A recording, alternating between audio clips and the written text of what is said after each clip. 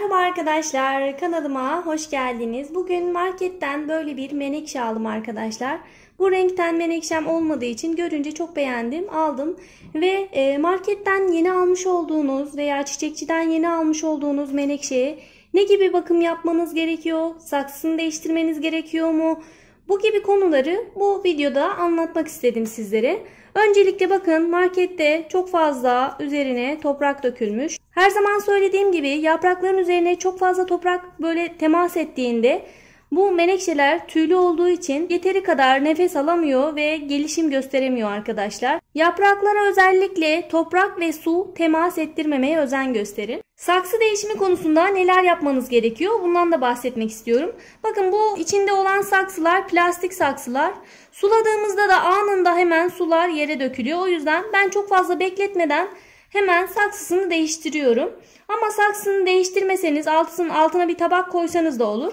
Yine de tabii benim tavsiyem saksısını değiştirmenizden yana. Çünkü bu menekşeleri genellikle çok böyle iyi topraklara dikilmiyor. Ayrıca gövdeleri çok derinde kalıyor ve belli bir müddet bu şekilde sulamaya devam ederseniz gövde kısmı çok fazla ıslandığı için gövdede çürümeler meydana geliyor ve menekşeniz ölmeye başlıyor. O yüzden ben saksını değiştiriyorum genellikle. Bence siz de değiştirirseniz daha uygun olur. Bakıyorum şöyle, bakın toprağı oldukça ıslak. Islak olduğu için böyle bir çubuk yardımıyla alttan yukarı doğru kaldırabilir. Böylelikle köklerine fazla zarar vermeyebilirsiniz. Bazen de hiç sulama yapılmadığı için çok fazla kuru oluyor. O zaman kolaylıkla hemen şöyle ters çevirdiğinizde bile çıkıyor. Şöyle bakın, çıkmaya başladı. Çok fazla müdahale etmeyeceğim arkadaşlar. Özellikle bu kökleri çok fazla bozmayacağım. Sadece yapmam gereken, bakın size de özellikle tavsiye ediyorum. Bakın şu yaprak kısmında, şu kenar kısımları çok fazla yukarıda. Ben bu kadar yukarıda olduğunda kesinlikle yapraklar toprağa çok fazla temas ediyor. O yüzden şu kısımları özellikle boşaltıyorum. Buralarda çok fazla toprak bırakmıyorum. Şu kısımları biraz azaltacağım. Onun dışında kök kısmına zedelemeden, zarar vermeden köklerine hafif hafif yapıyorum. Bakın şöyle özellikle kenarlarını aldım. Bu işlemi yaparken bakın, sağlıksız yapraklar varsa onları da budayabilirsiniz. Bakın, gördüğünüz gibi bir tane yaprak çıkardım. Bu bile köklenmiş. İsterseniz böyleyken direkt toprağa da dikebilirsiniz. Yine şu da çok sağlıklı görünmüyor. Bunu da koparıyorum. Bunun dışında herhangi bir işlem yapmayacağım arkadaşlar. Hemen tekrardan saksısına dikeceğim. Ayrıca şunu da belirtmek istiyorum. Bakın, saksını değiştirin diyorum ama kesinlikle büyük saksı kullanın demiyorum. Buna dikkat edin. Çünkü menekşeler küçük saksıları sever. Geniş ve büyük saksıları sevmez. O yüzden özellikle aşırı büyük olmadığında menekşeniz, küçük saksıları her zaman tercih edin.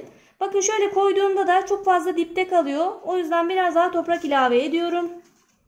Çok fazla dipte kalmayacak ve gövde kısmı su almayacak. Bakın, buna özellikle dikkat etmenizi tavsiye ediyorum. Çünkü genellikle çok fazla kök çürümesinden dolayı soru alıyorum arkadaşlar. Kök çürümelerinin asıl sebebi de gövdeye su temas etmesi. Gövdeye hiçbir zaman suyu temas ettirmeyin. Şu gövde kısmı her zaman yukarıda kalsın. Aşağıda kalırsa su özellikle orta kısma birikeceği için o zaman gövde kısmı çok fazla su alacaktır. Bakın, böyle olunca yukarıda kalıyor. Kenarlardan yeteri kadar suyu alır zaten. Bu aralar özellikle menekşe çok fazla satılıyor arkadaşlar. Marketlere çok fazla geliyor. Uygun fiyatları da, isterseniz böyle hazır olarak da alabilirsiniz. Dikme konusunda sorunlar yaşıyorsanız. İlerleyen zamanlarda zaten kenarlardan yavrular verecektir. O yavruları da ayırdığınızda çok fazla menekşeniz olur, sizin de benim gibi. Bu çiçekler de çok marketlere çok uyguna geliyor. Çiçekçilerde gerçekten çok pahalı. Markette aldığım an 3 katı çiçekçilerde, 2-3 katı neredeyse. Yani pek anlayamıyorum. Markette o kadar uygun olup da onlar bile kazanabiliyorsa çiçekçiler niye bu kadar yüksek fiyatlara satıyor? Çok anlayamıyorum o konuyu da. Bu şekilde bakın, toprağını ekledim. Gördüğünüz gibi şöyle bakın, gövde kısmı yukarıda kaldı. Özellikle buna çok fazla değiniyorum. Çünkü bakın, gövde kısmı çok önemli. Dikkat etmeniz gerekiyor. Özellikle şunu da belirtmek istiyorum. Bakın yaprak kısımlarına çok fazla toprak değmiş. Böyle bir durumda ne yapabilirsiniz? Kuru bir bezle şöyle yapraklarını, toprağını temizleyebilirsiniz arkadaşlar. Bakın gördüğünüz gibi çok sağlıklı ve güzel bir menekşe bu. Ve yerini de severse çok iyi gelişecektir. Dikme işlemini bitirdikten sonra çok az bir sulama yapıyorum arkadaşlar. Fazla su vermiyorum çünkü toprak nemliydi zaten. Bir de menekşeler çok fazla suyu sevmez. Aşırı sulama yapmayın. Aşırı sulama yaparsanız sineklenme ve böceklenme de çok fazla olur. Yine aşırı sulama yaparsanız kök çürümeleri de meydana gelir. Özellikle aşırı sulamadan kaçının.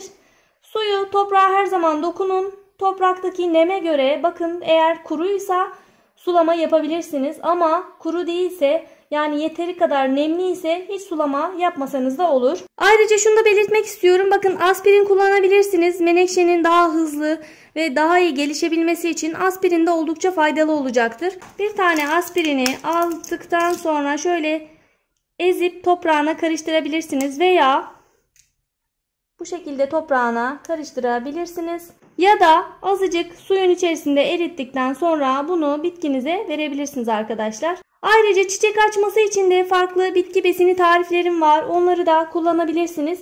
Kanalımda birçok video mevcut. Özellikle çiçek açması için aspirin ve kuru maya çok etkili arkadaşlar. Onu deneyebilirsiniz. Yine ısırgan otu suyu oldukça faydalı veya yumurta kabuğu suyu, aloe vera suyu, muz kabuğu suyu gibi birçok bitki besini tarifini kendi evinizde yaparak bitkilerinize kullanabilirsiniz.